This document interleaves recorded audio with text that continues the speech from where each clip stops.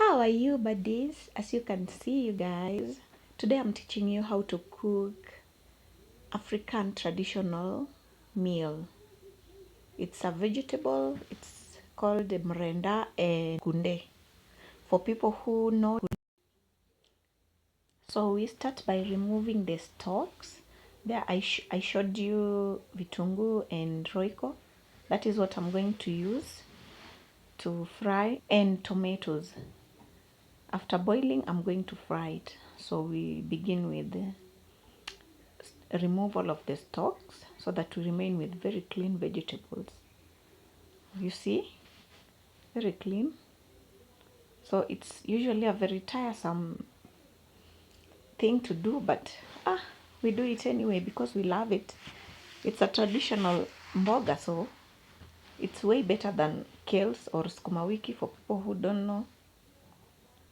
It's very nutritious. That one is mrenda.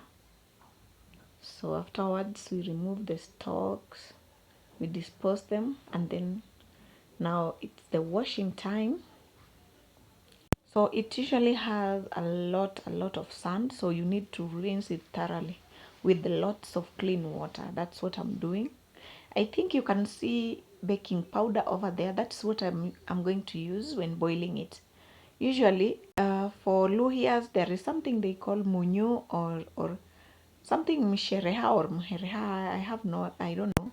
I'm Luo, so in Luo we call it tudo or card or whatever, depending on where you come from. So some people use magadi. Do you know magadi soda? Yeah, some people use it, but in this case I'm going to use that powder. It helps to soften the kunde. Yeah, guys, I want you to share with me how you cook your kunde at home. Maybe a different method, I don't know, whether you mix it with mrenda or you just cook or you just fry or boil. I want to know other methods because this is the only one that I know, and it's what I've been doing all my life. So as you can see, this is now the second rinse to remove all the sand particles and any dirt that is there. After this, you are going to cut it, chop it into very small pieces. As you can see, I'm just using my hands. I usually don't use a chopping board because I don't even have one still.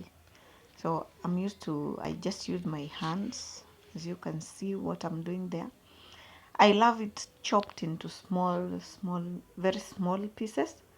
But some people, they just boil it the way it is, no problem. It will still taste good, especially when you're doing it with the nyama or meat. Oh, the rings were hurting. So I decided to remove them for ease of work. Let's see.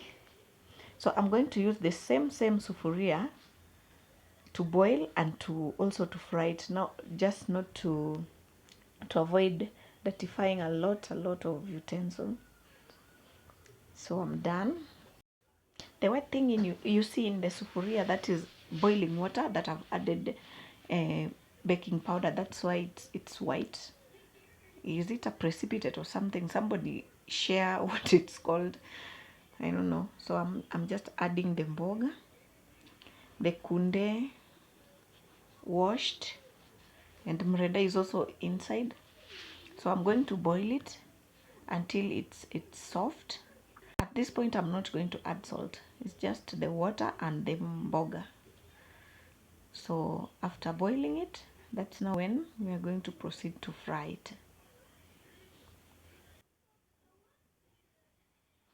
Yeah, so it's boiling. It's boiling. Somebody told me that when you put cooking stick like that, so sometimes they form the mboga forms bubbles, so the bubbles won't pour over. I don't know. I'm trying to experiment that. Meanwhile, when the kunde is boiling, I decided to clean up my sink. I don't have much working space. I have a very small, tiny kitchen. That's why I prefer cleaning my utensils every time I use them so that they don't pile up in the sink. So we just sugua our sufurias. You see the sufurias are sparkling clean. Your girl is clean. Your chef for today is clean. I'm not a chef. I'm just trying to teach you what my grandmother taught me. Okay. So I'm cleaning. And then afterwards, we are proceeding to clean the sink also. I love my working top clean. Everywhere clean when I'm cooking. That's how it's clean. Very clean, everything clean. Then we wipe the water because that other side, you see this side that I've with the what is it called, the basin? That's where I'm going to cut my onions and tomatoes. Okay, let's check it. It's boiling nicely. Boiling. The method worked. The bubbles didn't boil over. Okay, now I'm cutting my onions. I'm using 2 onions. Usually I remove the out, what is it called, the thing, that hard thing. Okay, then I wash the peels. Yeah, the peels. Then I wash before I start cutting, because if I don't touch water, hey, I'm going to cry. The tear gas will tear gas me that I'm using small tomatoes. Economy. I don't have money to buy big ones. So that's enough.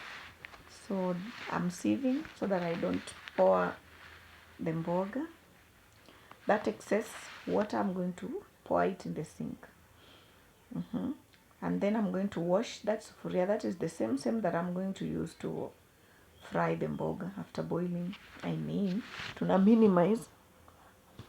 But minimizing, I don't want to wash a lot of utensils tomorrow. So that nyanya is chopped already. Kitunguu is already in the cooking sufuria. I add cooking oil. Oh, I know my cooking oil looks funny, but it's because it's been so cold. So I think it's froze or something. I don't know. Okay, we proceed. My tomatoes. I usually don't wait for kitunguu to turn golden brown. I don't know about you. Tell me what you do. Me, I don't usually have the patience. I add some salt. Salt always, it helps to soften nyanya, to make nyanya soft, and I cover it a little bit. I'm the one holding the camera, so excuse me if you see the camera moving so much. I'm holding it with one hand. That is Royco Cube. I'm holding the camera with one hand and cooking with the other hand. That's why there is a lot of movement. Now my kunde, my already boiled kunde. That's how it looks. And ugali next. Ooh, I'm going to serve it with ugali. It's going to be delicious, man. Today I've taken a break from sukuma wiki and others and spinach and cabbages. My ugali is... That's it, guys. It turned out very delicious. Bye, guys. Till next time. Bye.